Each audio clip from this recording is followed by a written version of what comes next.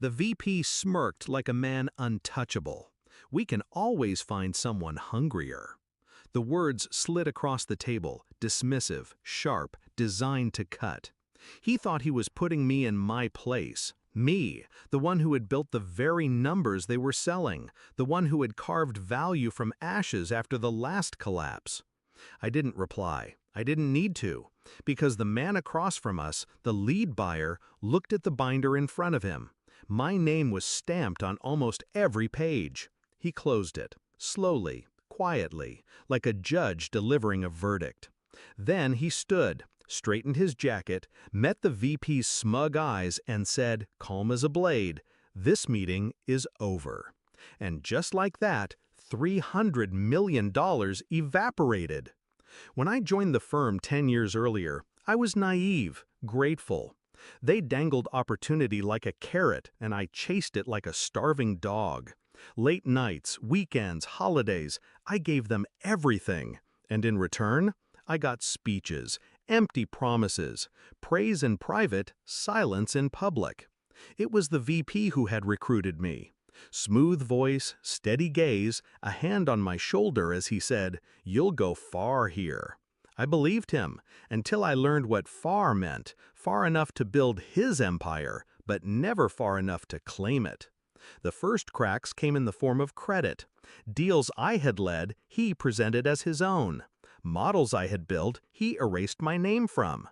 Contacts I had nurtured, he claimed he'd secured. I let it slide, thinking merit would shine through. But then came the raises. Mine was always pending. My peers got promoted while I stayed invisible, the workhorse behind the curtain.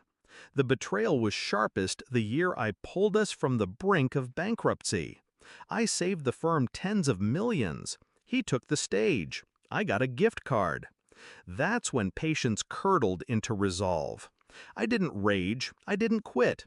I planned.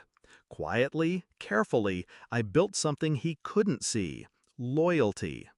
I treated analysts like equals, associates like partners. I shared credit. I gave them space to breathe where he smothered, and they noticed. In a world of sharks, I gave them land, and piece by piece, they came to stand with me, not him. So when the acquisition surfaced, a $300 million prize, I knew it was my stage. I led every diligence call, shaped every deck, built every model. My fingerprints were all over it. The buyers trusted me. They spoke to me directly. They asked me the hard questions, and I gave them answers no binder could contain. But the VP couldn't help himself. In that final meeting, he cut me off mid-sentence, called me support staff, then smirked and said "We can always find someone hungrier." And in that moment, he thought he had won.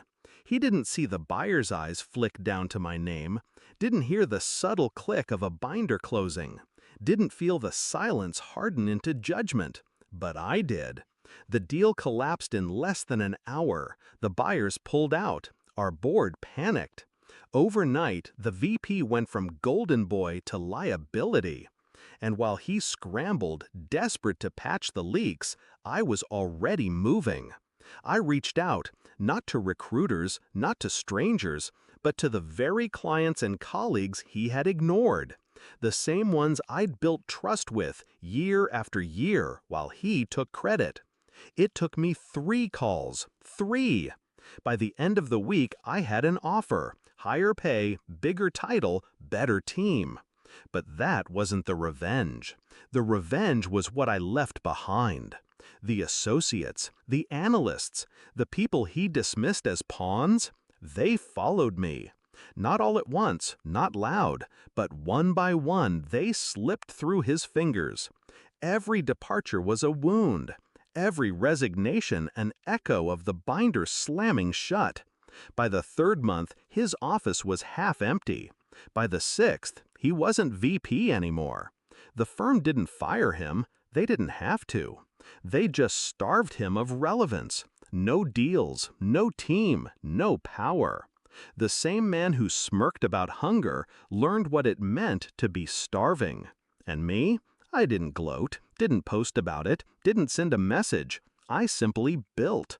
Bigger, stronger, freer. Because the sweetest revenge isn't destruction. It's silence.